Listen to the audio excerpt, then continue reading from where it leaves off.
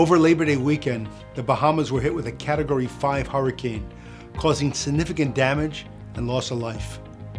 These beautiful islands are one of my favorite places to cruise, but now they need our help. The Bahamas have given cruisers wonderful experiences over the years, and now it's time to return the favor. I'm Bill Panoff, and we're doing what we can to help in this episode of Cruise Control.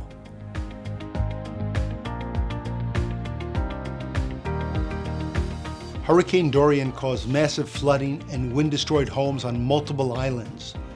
Cruise lines like Royal Caribbean, Carnival, MSC, Norwegian, Bahamas Paradise, and Disney Cruise Lines have pledged millions to the recovery, and you can help too. Not only are cruise lines donating money, but also the time and resources to their fleets to help out the people in need of the Bahamas. Clean drinking water and food are two of the most important things needed on the islands. And make sure when donating, you go to an authorized charity so you know the money is going to the correct place. Please visit bahama.com/relief for a list of the approved organizations where you can donate and will have the most impact.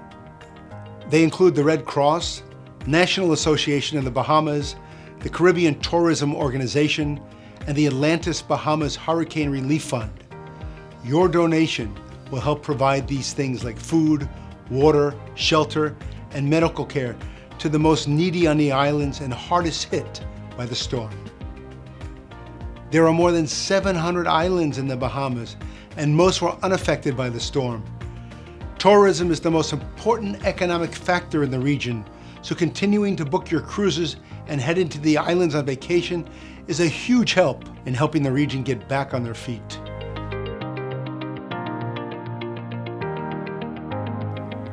I'm Bill Panoff, and thanks for watching Cruise Control, and please do what you can to help our friends in the Bahamas.